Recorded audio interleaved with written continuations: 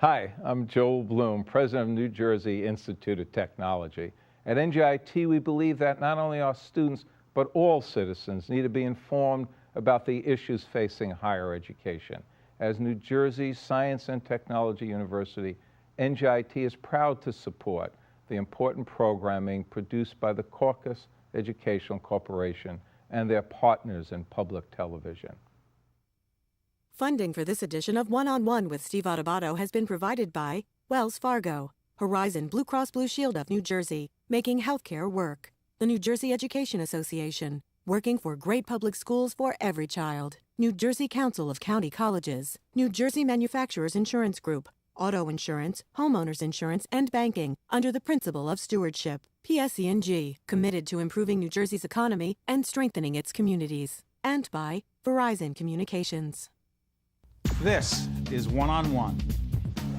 When you first heard that they were doing Charlie Rose and Gayle King, didn't you go, what? People like laughing at others, so I don't mind if the other is me. See, you go right into the character. That's what it is. I'm bringing families together a half an hour each week. Man, I'm doing something special. And so I do feel successful. Like that? Yeah.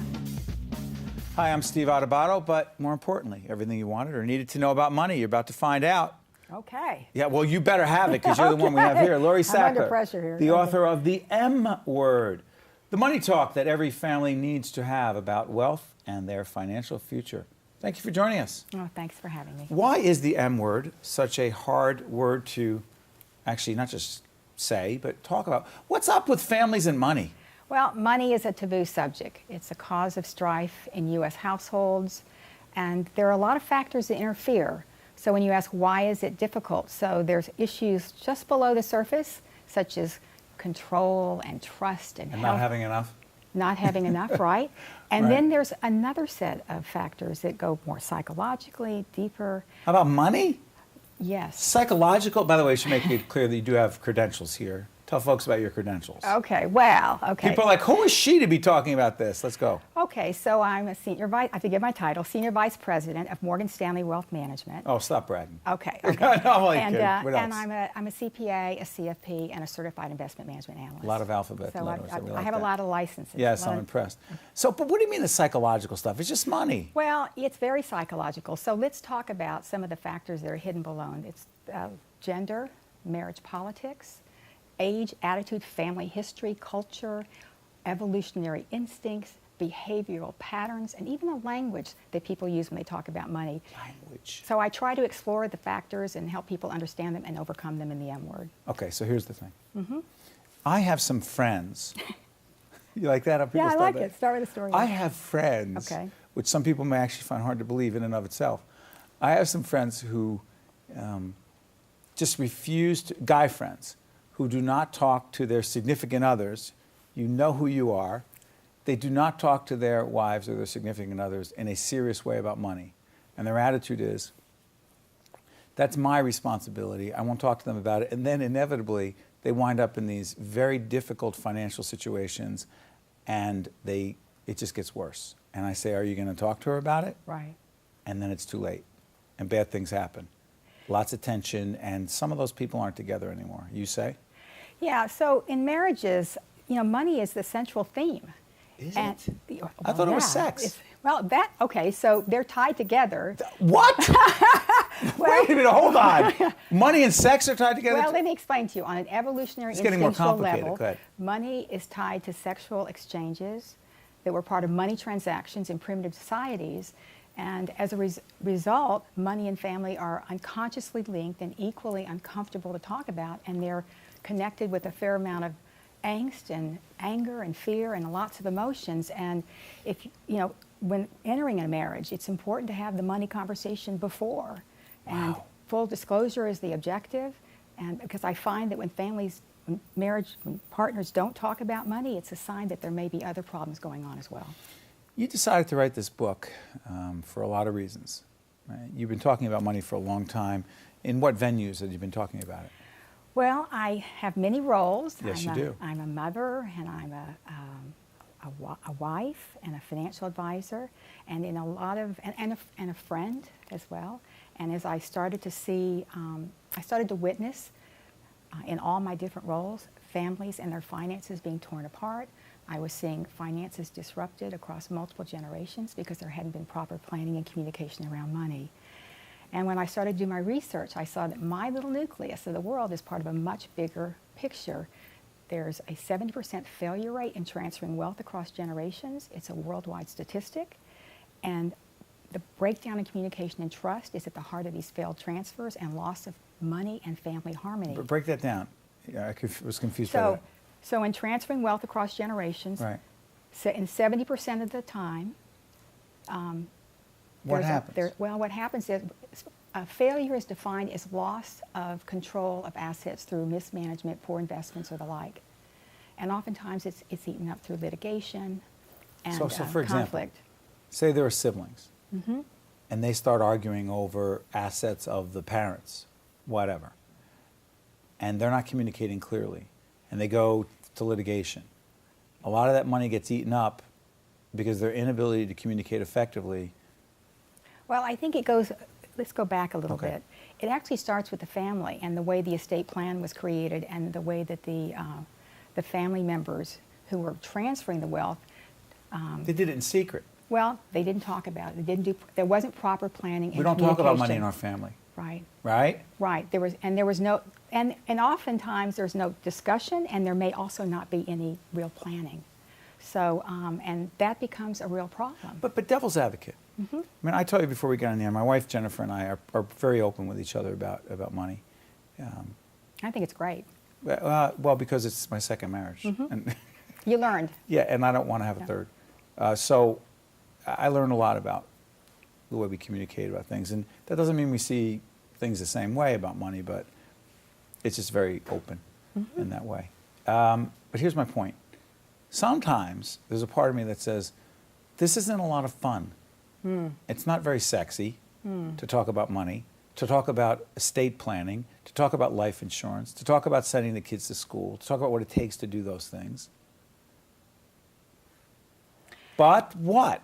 Well, if you don't, you run the risk of not only losing the estate that you've spent time building and managing in the transfer to the next generation, but you could create a lot of conflict between various family members. So people who do this right, there tends to be plenty of communication, lots of preparation, opportunities, targeted times to talk to family members, to prepare them, to educate them, so that there can be a successful and smooth transition. And that's what it's my goal, is to help families keep their finances and their family members and the relationships intact through all of life's transitions. But you also believe that it's very hard for individuals to do this themselves, and you do need some outside help. Yes. How do you get really good outside help?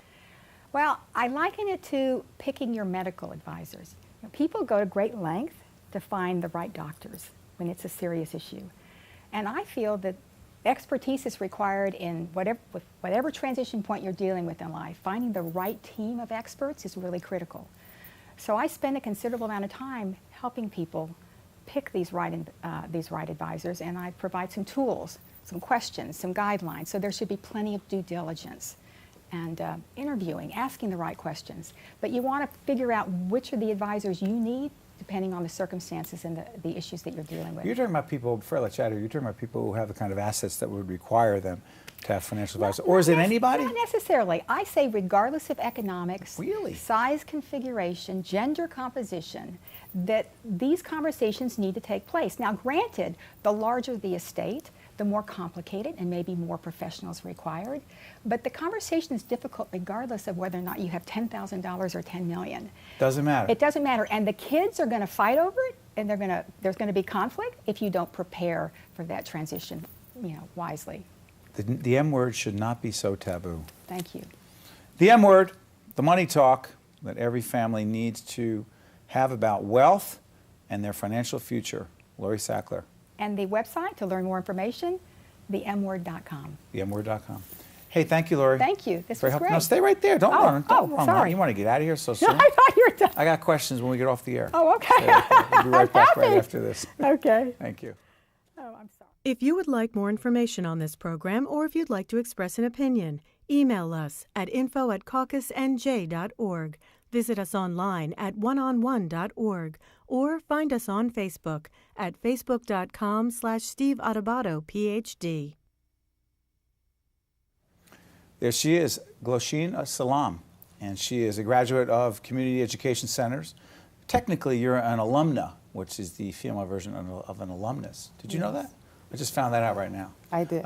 Thank you for joining us. You're welcome. Let's put Community Education Centers in perspective. Our good friend John Clancy started this organization, and Delaney Hall is one of their locations. It is an alternative to incarceration. Okay? Your background is very interesting. 2007. Put things in perspective for us. Your life was in turmoil. Yes, it was. Drugs, prostitution, domestic violence, facing 22 years in prison potentially, correct? Yes. And what happened? January the 3rd, 2007. I would like to say rescued and not arrested. Okay? I was rescued, and I was taken to the Essex County Jail. It was there where I learned about CEC. The Community Education Centers. Right. And I was excited, you know. I was hearing all of the things that the programs had to offer. They did skits. They had the GED program, different education, groups. training. Right. So it wasn't jail. Right, it wasn't jail. It was different from jail. So I signed myself up for 4 months straight, for 4 months. And every time they came to do the roll call, they wasn't calling my name, you know? But you wanted in. Right, so I just kept signing up until one day they called me to go. And what happens now? Because now you're facing the 22 years, but are they saying if you go to this alternative, the outcome could potentially be different for you? No.